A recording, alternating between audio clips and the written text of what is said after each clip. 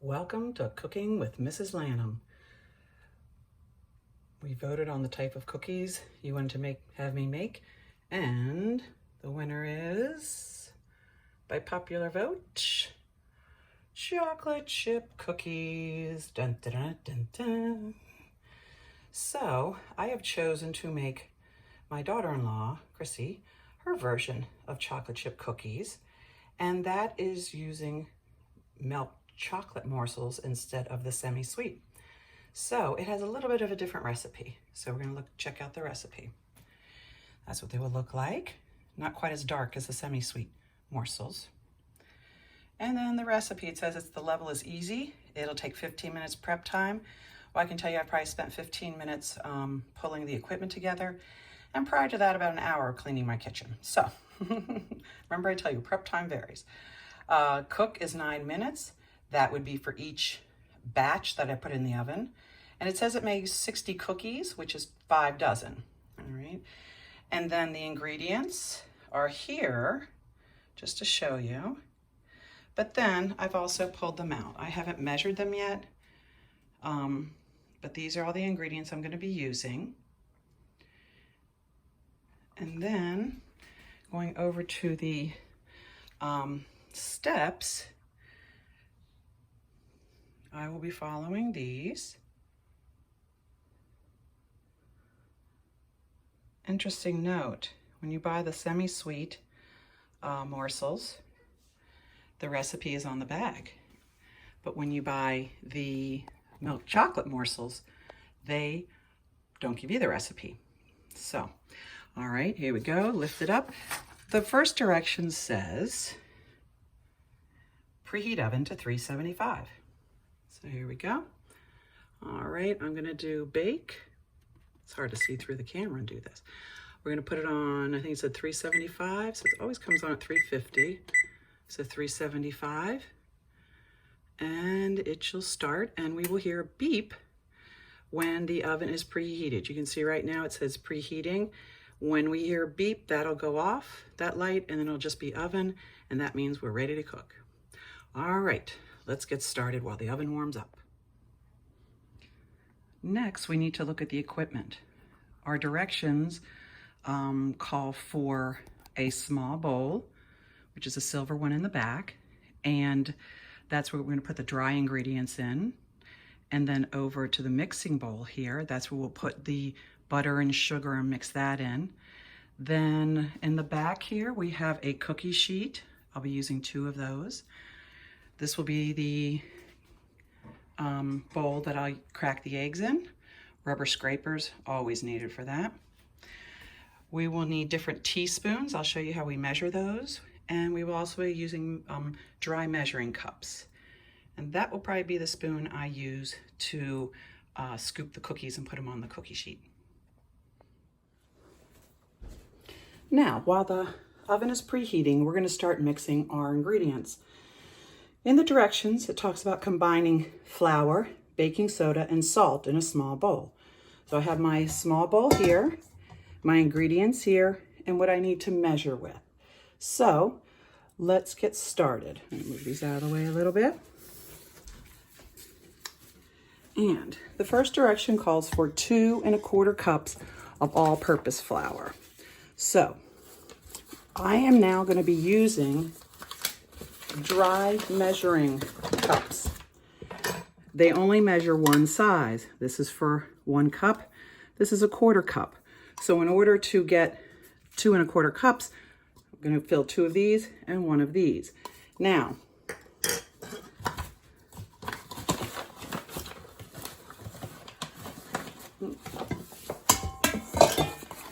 what you'll do is you get the flour over here. Oop, that beep just tells me the oven's ready to cook. So I'm going to spread this out a little bit just so it's even. Then I'm going to take the flat side of the knife here, not this side that we cut the bread with, but the flat side, and I'm going to level it back into whatever container you're using. So that is 1 cup. When you use dry measuring cups or spoons, you fill it to the level, and that's your measurement. Okay, so there's 1.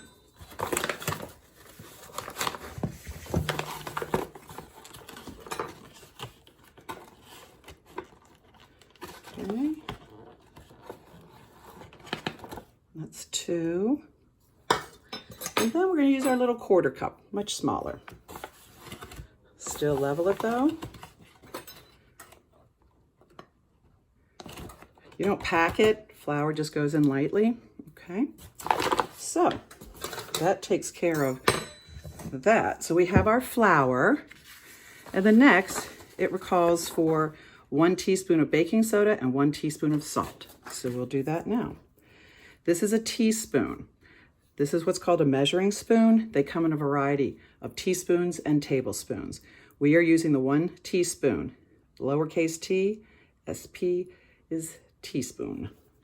All right, so they call for 1 teaspoon. So what I like to do is measure it over something else in case I spill extra.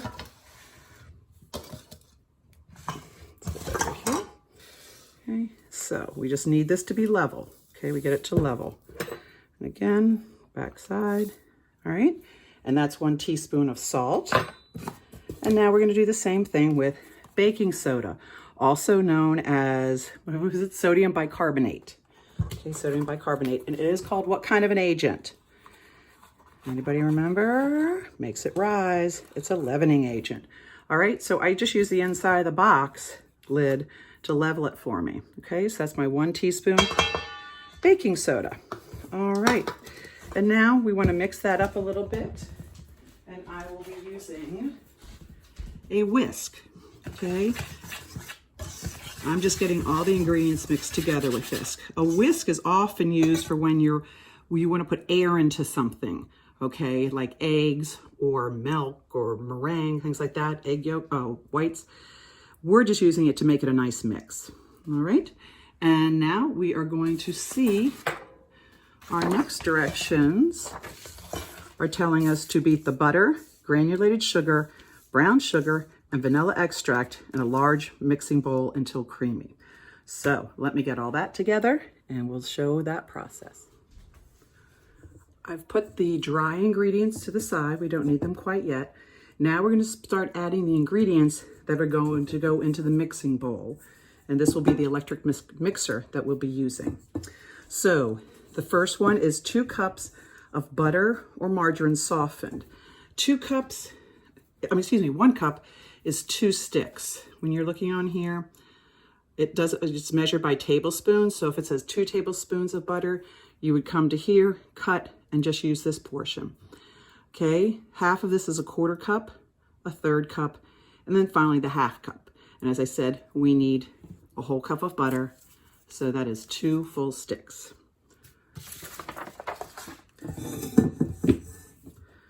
So we just open it up, and it has been sitting out a little bit, so it's softened, which is what you want. It's better to let it soften on its own than to microwave it softened.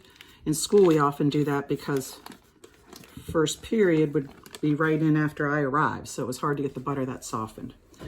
All right, so let me get this out of the way. Next, the ingredients call for 3/4 cups granulated sugar. So again, I'm going to use a dry measuring spoon, a dry measuring cup, because this is a dry product. You don't need to pour and level to a certain line. So let's see, it said 3/4 cups of sugar. So I have 1/3, 1/2, and 3/4. So we're going to use this one. They always come in a nesting set like that.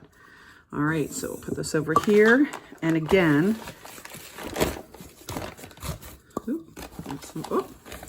this got left from school. Oh my goodness. Okay, this needs to get washed. Okay.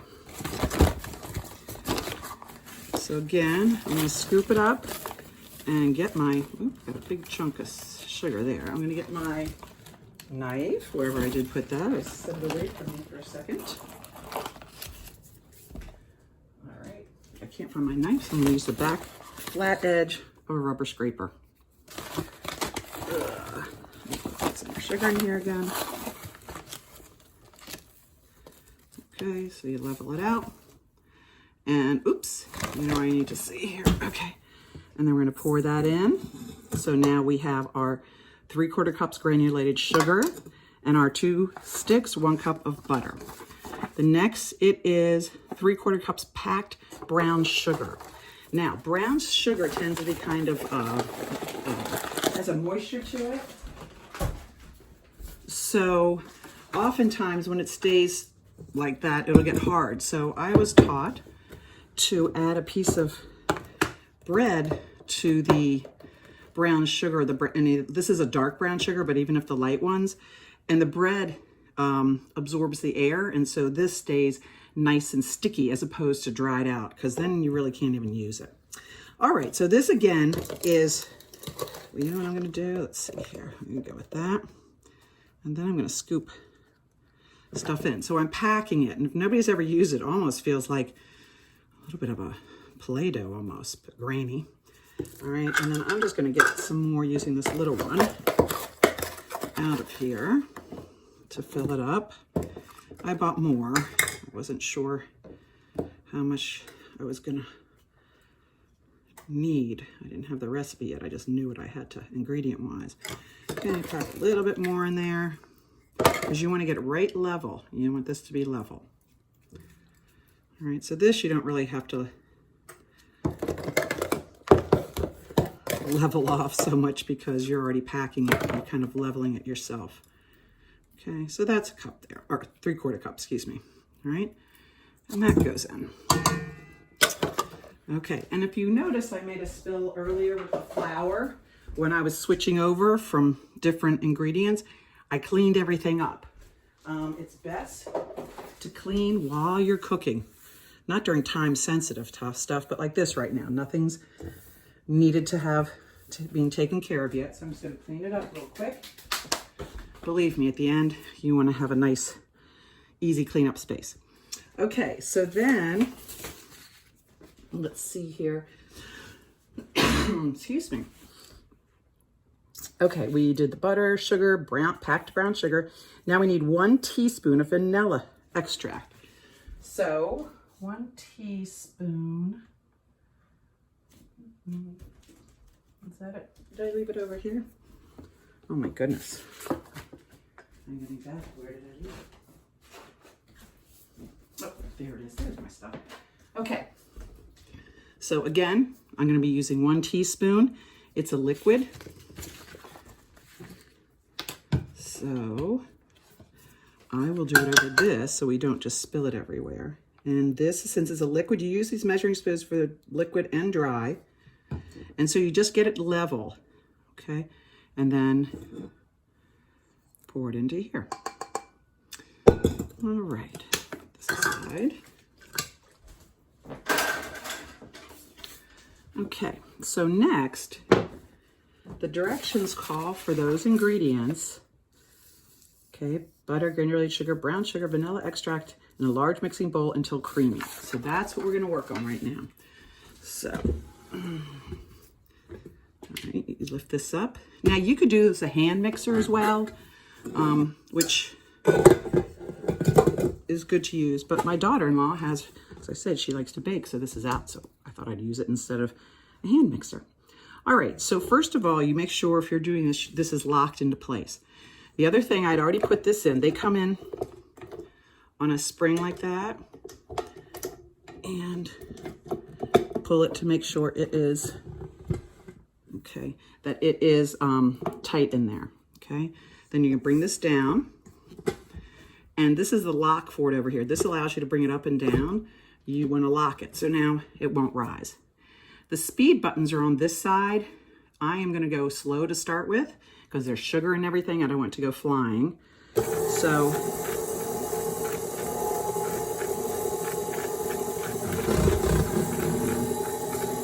get a good view for you all.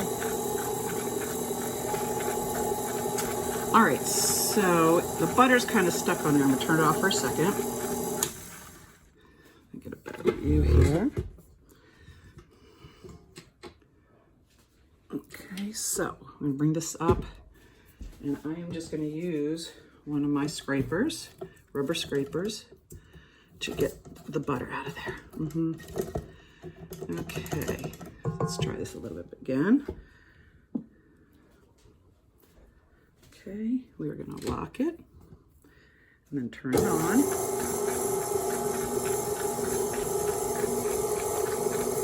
let's see how this is going.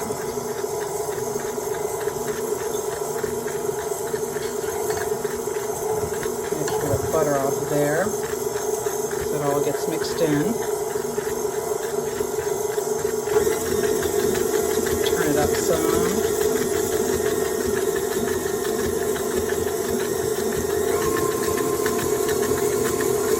So they're saying it needs to be creamy. So it's starting to get to that, but it's got to break all that butter up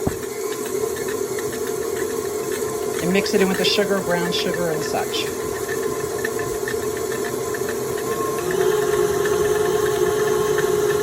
All right, there the butter's coming off good now. Okay. Now that is pretty good. Let's lift this up. Right. So we're going to get some of this off here. They have different attachments for these, so you can use it for making bread and things like that. Lots of different things. Okay. All right, so let's get back up here again. All righty. Now it says to add eggs one at a time, beating well after each addition. So we are going to have our eggs now.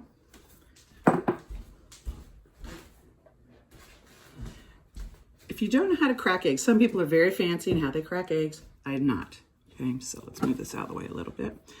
But the key to cracking an egg is you want to just do one strong hit. Not strong enough that it breaks the whole egg up, but firm enough so, and on the edge of something so it makes a nice break. So hopefully while I'm demonstrating, it works that way. Okay, so see I did that, and now just pull it gently and put it in there. All right. Now, I was always taught to only add one egg at a time in case there's something wrong with one of the eggs. You've just ruined them all. So we throw that in, and also too, they said add one egg at a time. So that's what we're gonna do. And, oh, that was my, okay, we'll come back here. I'm gonna definitely take the rubber scraper out. You do not want that to be eaten up. Okay, we don't have a great view of how this mixes, but we're gonna turn this on and see.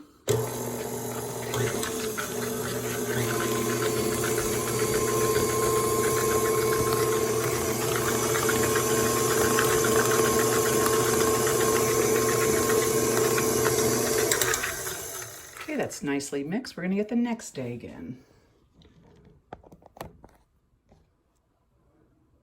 All right, now we're gonna get that second egg in there. Oops, a little technical difficulty. Okay. Now it doesn't matter if you break the eggs or the yolks on this, because they're gonna get beaten in anyway. All right, so we're gonna turn this on. And now we're gonna mix it until the egg is all mixed in.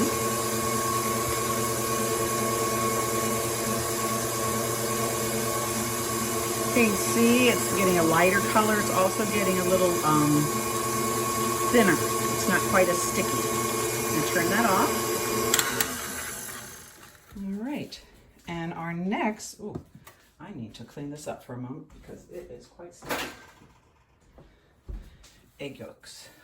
Don't want, or egg whites, don't want them all over me. Okay. All right, so now, according to the directions, we are looking at gradually beat in flour mixture. And then at the end, it says stir in morsels and nuts. I'm not adding nuts, but the stir part, that means you are not using the mixer. We're gonna be doing it by hand with the rubber scraper. All right, so now all we have to do, there's nothing to measure. It is just adding in the dry ingredients. All right, so I am gonna lift, oops, wrong lever. I am gonna lift this up. Oh. Okay. And let's, oh, see, it's already dripping off where it was so sticky before. Okay. Get some of this off there. All right, now we add the flour in, or the dry ingredients ingredients in, it will definitely thicken up. All right, so here's our dry ingredients. Wish it was on the other side, I could add it. Let's see here. So I'm just gonna put some in. Okay, about a third of it. Put that down. Now, with flour, when you add the dry ingredients in, if you turn this on high, you're gonna have flour going, which is funny, but not good. So, anyway, we'll start it slow. Let it get mixed in some. We don't want that flour flying. Once it's pretty well mixed into there, turn a little bit higher.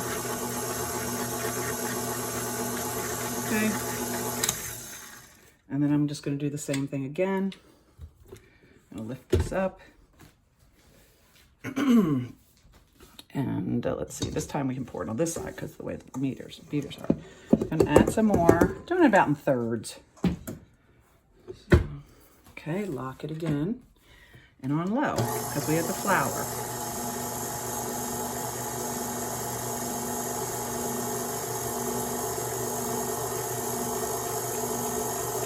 It's starting to get stickier, so let me turn this off for a second and use my rubber scraper to clear off some of the side. I know there's a lot still there. I'm gonna get some of this off the side here.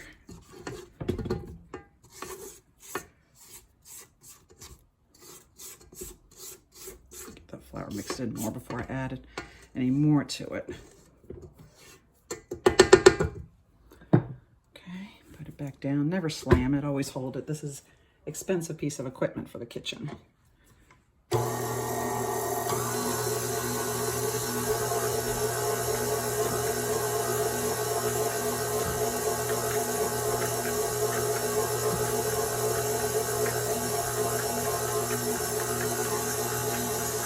Okay. That looks pretty good. So let's add the last little bit in. Oh, it looks nice. Okay, we're just gonna pour that in. I do not have the best designed kitchen for demonstrating. All right, so that's the last of our mix. Put it in there, lock it again. Okay, and let's turn it off. Low to get that flour in there.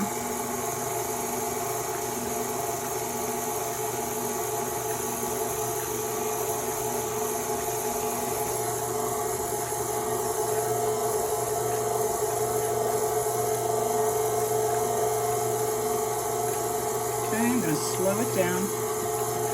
Just turn it off for a second just to get some of those sides again. And then once that flour's off the sides, I'll turn up the speed.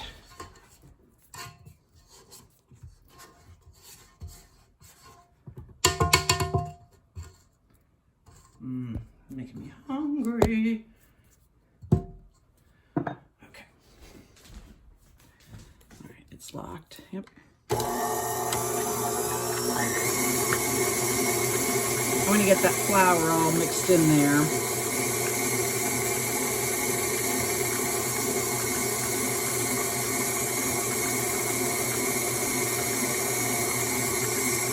All right. Let's get this up and cleaned off, and then we will add the morsels. And that is the end of almost, well, it's the end of the preparing. Next will be the baking. Okay, so you just want to get this cleaned off. The blades.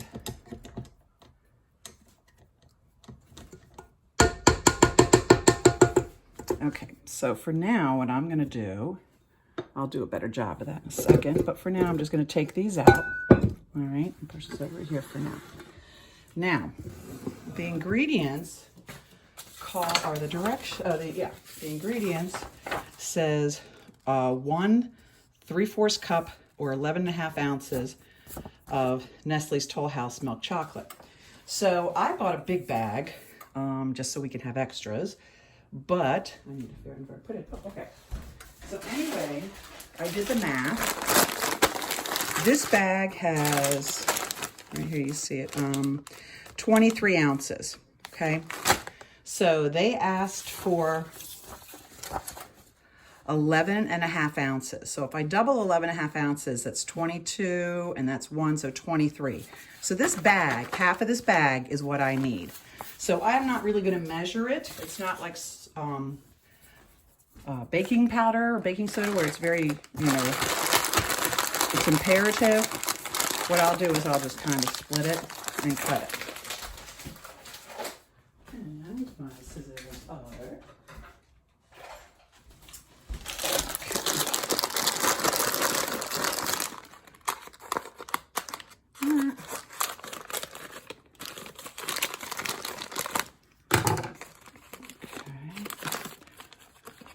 Kind of being lazy here.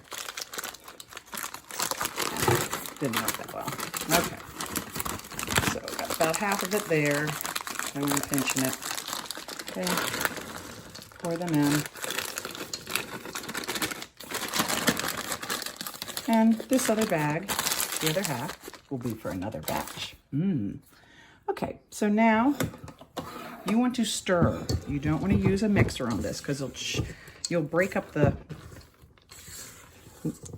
morsels, and you want to be able to have them stay in their shape, let them melt. Okay, this is very stiff. So all you want to do is get everything in there. You don't want to waste any of your batter.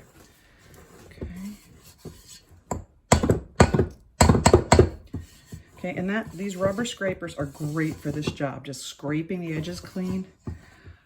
One of my favorite kitchen tools.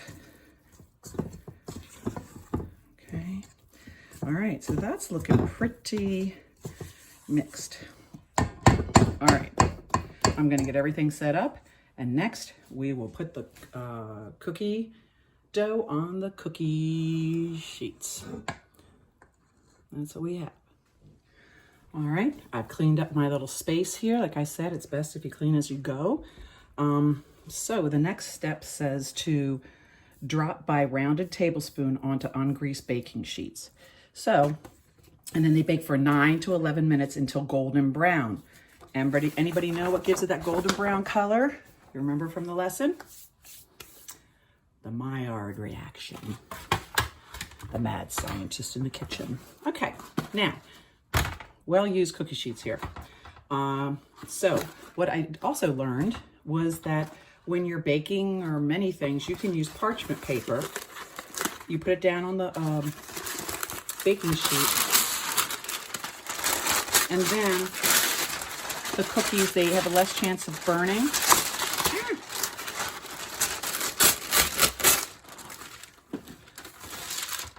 As well as not sticking to the pan.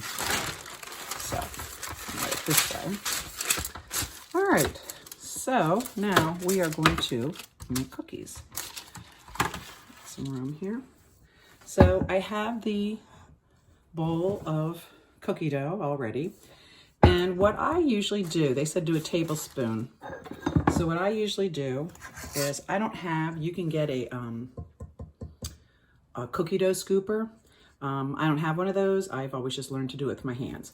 So I just kind of, that's a tablespoon. I just kind of, you know, guess the size. So mine are not going to be these beautiful, perfectly round ones, but they'll be good.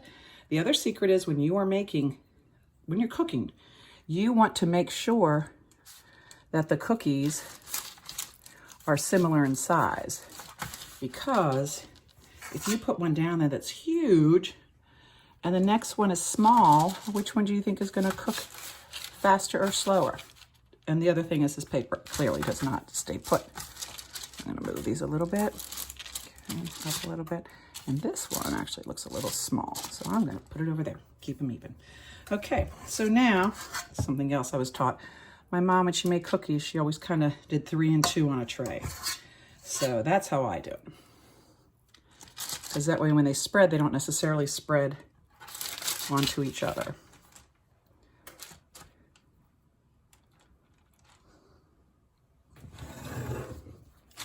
Make sure you see this. Okay. Maybe better this way. Yeah, okay. All right, so I'm gonna put another set of cookies here. All right.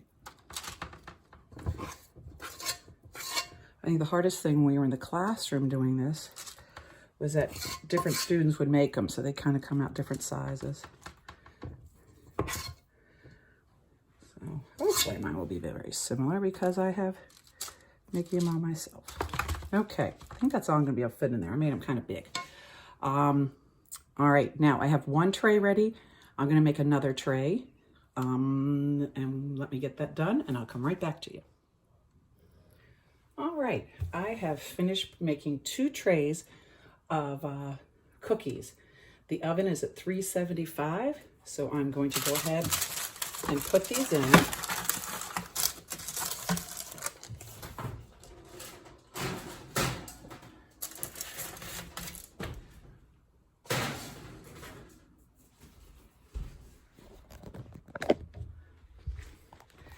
Now they are in the oven and we're going to bake for 9 to 11 minutes. I'm going to go with the 9 and we're going to set the timer here for 9 minutes. Okay, and we'll be back. Did you see the timer? All right, I have finished making 2 trays of cookies. The oven is at 375, so I'm going to go ahead and put these in.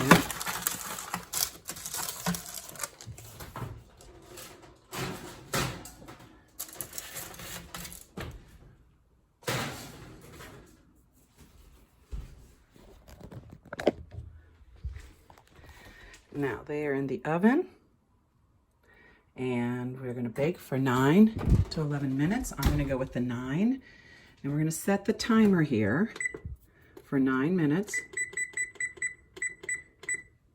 Okay, and we'll be back. So a baking update. At about 5.5 minutes in, I started smelling the cookies. The video talked about how our nose is such a sensitive detector and how we use our nose to detect the Maillard reaction. And so anyway, having that smell, I know my cookie has gotten up to 356. I think that was the temperature, 365. And once that happens, our temperature for the oven is set at 375. And Maillard starts at, what is it? Like I said, the 356, 365. But anyway, caramelization also starts after that. So the temperature, I think caramelization is at 360. And since our cookies are baking at 375, it will also hit caramelization.